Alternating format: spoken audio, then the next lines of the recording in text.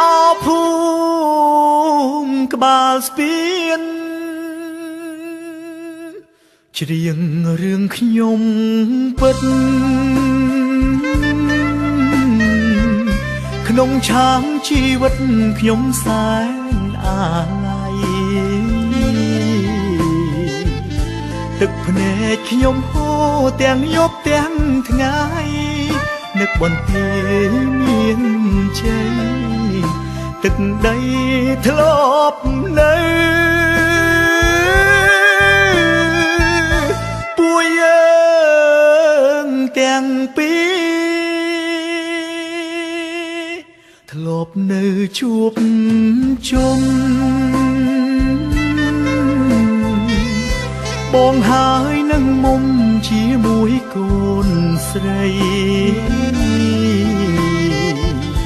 ចំរៀងរឿងពិតមិនមែនបំភ្លៃបើខ្ញុំមិនខ្សែខ្ញុំនៅតែនឹក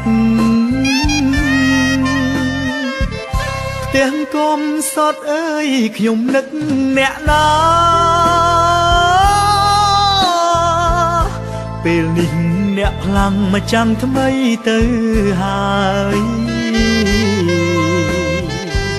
ខ្ញុំទ្រាំមានទុកក្រំចិត្តគ្មានស្បាយអោទេវតា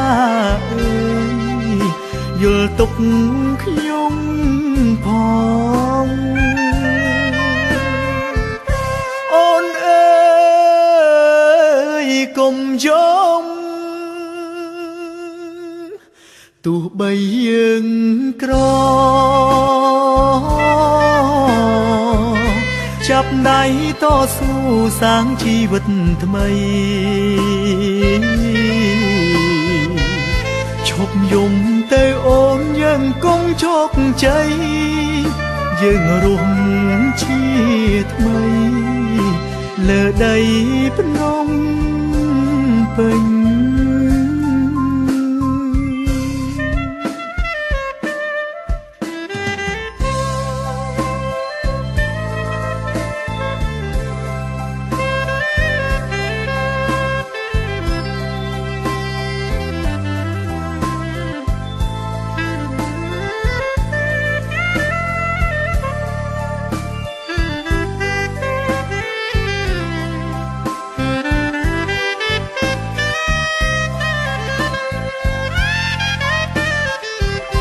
ទាំងកុំសតអើយខ្ញុំនឹក